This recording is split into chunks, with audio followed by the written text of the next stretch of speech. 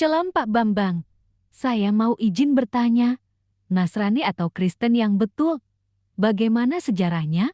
Mohon pencerahannya.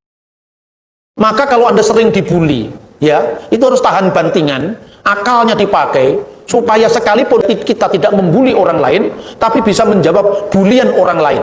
Itu kira-kira. Tidak usah kita membalas ngejek dengan mengejek, tidak usah lah. Itu bukan cara Kristen seperti itu. Duduk di sebelah kanan Allah itu bukan dua kursi, itu perumpamaan. Pinterlah. Masa yang gini aja kita bingung. Kalau Anda belajar bahasa Inggris, tapi kalau mimpimu masih pakai bahasa Indonesia, itu belum lancar bahasa Inggris.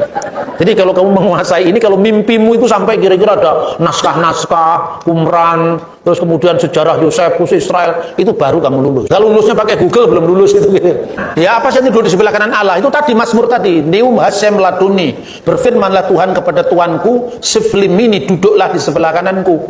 Bait Allah di Yerusalem itu memiliki 3 ruangan.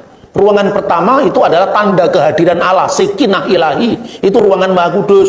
Lalu ruangan kudus, lalu halaman. Di dalam ruangan Maha Kudus itu sebelah kanan yaitu istana Daud. Jadi duduk di sebelah kanan pun Mesias itu akan menjadi raja, segala raja yang kekal. Itu artinya bukan artinya ada 2 kanan dan kiri, bukan. Tuhan kan nggak mengenal kanan dan kiri, atas dan bawah, karena Tuhan itu mengatasi ruang dan waktu. Jadi jangan membayangkan Yesus dalam kemanusiaannya. Itu menggambarkan apa? Kristus setelah bangkit dari orang mati, dia naik ke surga. Kemanusiaannya tetap ada, tapi kemanusiaan yang tidak lagi terikat oleh ruang dan waktu. Itu yang disebut tubuh surga. Nasrani itu artinya pengikut Yesus, orang Nazaret. Kristen itu pengikut Yesus yang adalah Kristus. Mula-mula Nasrani itu dipakai untuk orang Kristen berlatar belakang Yahudi. Jadi setelah Yosefus, ahli sejarah Yahudi abad pertama, kan mengatakan bahwa ada orang Saduki, orang Parisi, orang Nasrani. Tetapi Cornelius Tacitus menambahkan satu lagi, yaitu orang-orang pengikut Yesus dari Nazaret. Itu disebutkan juga dalam Kisah Rasul pasal 24 ayat 5, bahwa Paulus disebut salah seorang dari sekte orang Nasrani.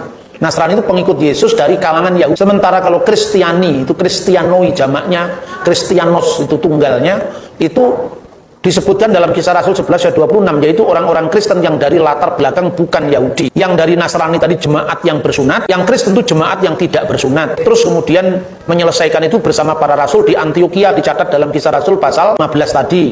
Utusannya dikirim untuk menyampaikan putusan para rasul di Yerusalem bahwa untuk orang-orang bukan Yahudi tidak berlaku hukum Musa, tapi hukum apa? 4 hukum yang disebutkan di situ sebetulnya hukum Nuh. Lalu setelah Petrus, kemudian muridnya namanya Ignatius dari Antioquia mendamaikan antara 2 kelompok Yahudi dan bukan Yahudi tadi, kemudian disebutkan di sana sebagai apa? Aku percaya akan satu gereja yang kudus, katolik, dan apostolik, itu sejak tahun 100-an. Mendamaikan 2 kelompok tadi, karena apa? Pada waktu itu, 2 kelompok itu yang Nasrani dipimpin oleh Ignatius, yang Kristiani dipimpin oleh Evodius. Evodius itu latar belakang bukan Yahudi, Ignatius itu latar belakang Yahudi Kristen yang disebut Nasrani. Tapi setelah akhirnya perkembangan kemudian mereka semakin bisa saling memahami, mulailah dikenal istilah satu gereja yang kudus, katolik, dan apostolik. Katolik itu belum menjadi nama gereja sekarang, itu masih menjadi kata sifat dari gereja, artinya satu gereja yang kudus, am, dan rasuli. Munculnya di sana. Tapi sejak abad keempat, kata Nasrani ini dibajak oleh bidat yang namanya bidat Nasrani Mandayan. Sejak saat itu orang-orang Kristen di Arab sampai hari ini tidak mau disebut Nasrani, karena Nasrani itu selalu menimbulkan salah paham. Tapi kalau Nasrani di abad pertama itu adalah orang Yahudi Kristen, orang Yahudi yang mengikuti Yesus berdasarkan hukum Musa. Kalau Kristen di Antioquia, orang-orang yang mengikuti Yesus berdasarkan hukum Nuh. Kira-kira seperti itu. Ya, kira-kira itu. Pertanyaan berikutnya, kata Tritunggal tidak ada dalam Alkitab.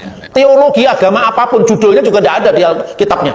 Kenapa hanya Kristen yang dibully? Islam misalnya, ajaran utamanya tauhid. Mana ada kata tauhid dalam Quran? Apa kalau nggak ada judul berarti ajarannya salah? Oh, judul dipersoalkan, isinya gagal, Pak. Ya toh? Jangan mempersoalkan judul. Oke Pak Bambang, penjelasan Anda sangat mencerahkan dan menguatkan iman kami. Terima kasih, Tuhan Yesus memberkati.